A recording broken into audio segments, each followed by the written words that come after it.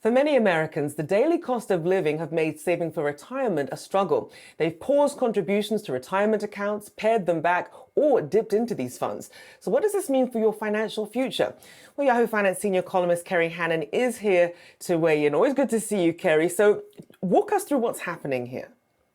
Hi, Rochelle. Yeah, I mean, the thing is, we hear all this great news about how the robust stock market is really, people's retirement accounts have blown up, and we have all these new millionaires in their 401k accounts. And that's a fabulous story. We love hearing that. But there's a flip side, and there are these individuals who simply the rising costs have been relentless. Yes, we know inflation is slowing down, but it certainly isn't going away. And it's already jumped up significantly for groceries, gasoline, rent, all the things, the necessities. And so these studies that from Allianz and from Vanguard, from Betterment, they're all showing that people have, in fact, really cut back their contributions. In fact, I think Allianz was like 7 in 10 have cut back contributions, as well as, dipped into their retirement accounts.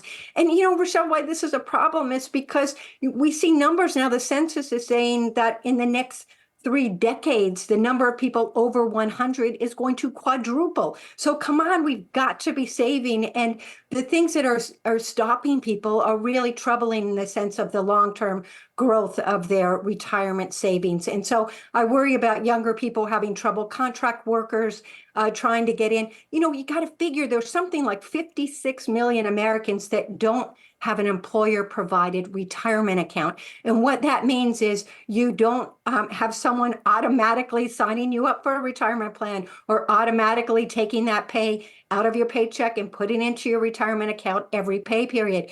And that makes it a real struggle for people when they have to make that voluntary decision. In fact, Vanguard found that people that automatically have retirement savings taken from their account by their employer save 50% more.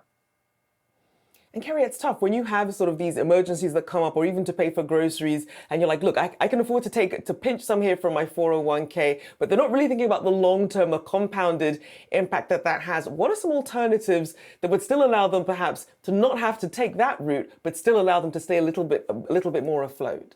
Yeah, I'm so glad you said that. It is the compounding thing, isn't it? I mean, it's so hard to see the big picture because you go like, this is my money. I need it for these, immediate costs. It's a really tough trade-off. And so I think there are a couple of things happening here. I think number one, Rochelle, there are some new laws that came into play this year that now employers can look at your student loan payments. They can consider them as contributions to your retirement account, which goes into the equation for an employer matching your retirement savings. That's going to be a big help for people. The second thing is they have the green light now to pair emergency savings accounts with your retirement plan. Not every employer is offering this, but they may down the road. This is starting that process. Those are good things.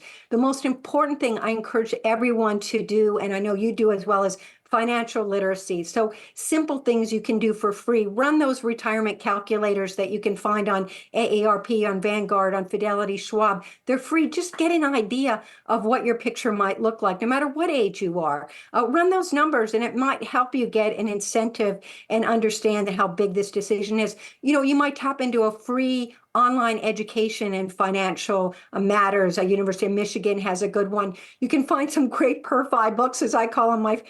Mark Miller has a book, Retirement Reboot. All of these things can help. And ask your employer. More employers are offering financial wellness programs where they can help you learn about finances. I met a young woman who's 25 and she just opened her first Roth IRA. She had not been able to save for retirement. She didn't even know what they were, that they existed before that, because no one told her. So I think we need to drum the beat, get the message out. People need to learn as early as they can about finances and the things that will have impact on your future.